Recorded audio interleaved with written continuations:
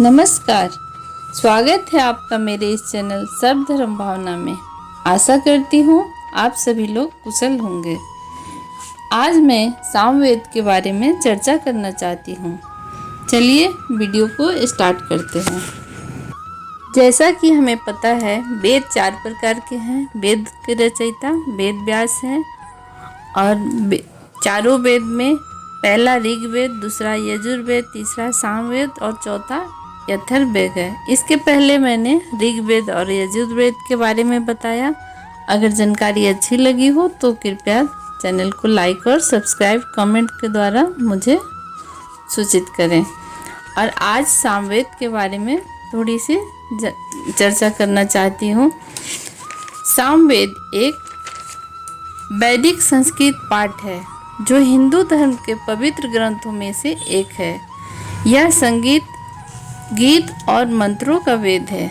सामवेद भारत के प्राचीन वेदों में से एक है जो मुख्यतः संगीत और गायन पर आधारित है। इसमें ऋग्वेद से ली गई मंत्रों का एक संकलन है जिसे यज्ञ और अन्य धार्मिक अनुष्ठानों में गाते हुए देवताओं की स्तुति की जाती है। सामवेद में कुल 1875 मंत्र हैं। इनमें से 99 मंत्र छोड़कर बाकी सभी मंत्र ऋग्वेद से लिए गए हैं। सामवेद के प्रमुख देवता सविता यानी सूर्य हैं। सामवेद में लिखे मंत्रों को यज्ञ, अनुष्ठान और हवन के समय गायन के रूप में किया जाता है क्योंकि इसके मंत्र संगीतमय हैं। सामवेद के अनुसार यह माना जाता है कि शरीर में मंत्रों का प्रभाव होता है। सामवेद के मंत्रों को सुनने से दिव्य शांति प्राप्त होती है। इससे शरीर को भी लाभ होता है। सामवेद के मंत्रों का उपयोग चिकित्सा और आध्यात्मिक उद्देश्यों के लिए किया जाता है।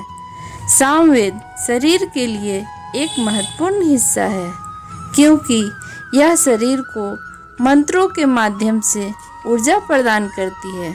सामवेद के मंत्रों को सुनकर व्यक्ति अपनी चेतना और शरीर के बीच एक गहरा संबंध स्थापित कर सकता है।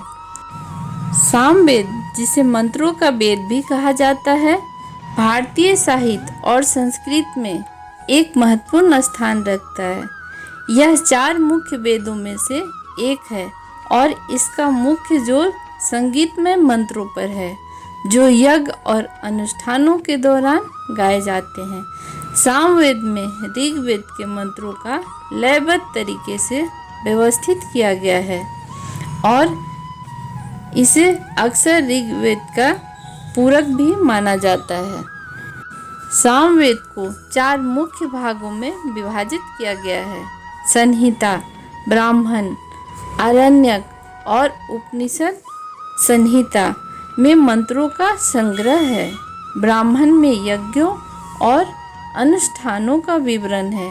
आरण्यक में दार्शनिक और रहस्यवादी विषयों पर चर्चा है और उपनिषद में आध्यात्मिक ज्ञान और आत्म साक्षात्कार पर जोर दिया गया है। सामवेद में कुल 1875 मंत्र हैं, जैसा कि पहले बताई मैं।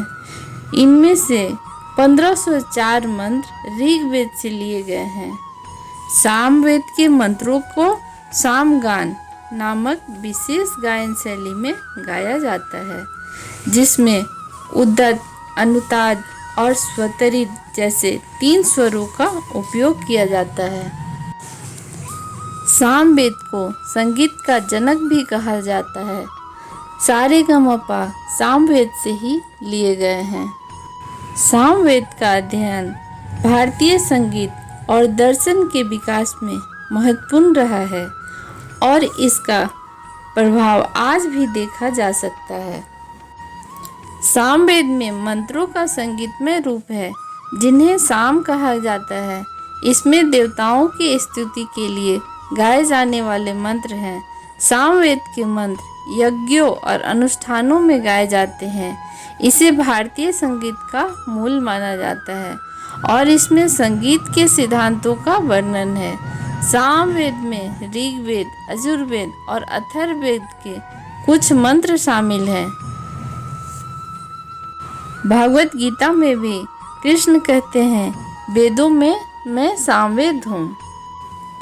वीडियो पसंद आए तो प्लीज़ चैनल को लाइक, कमेंट और शेयर ज़रूर करें।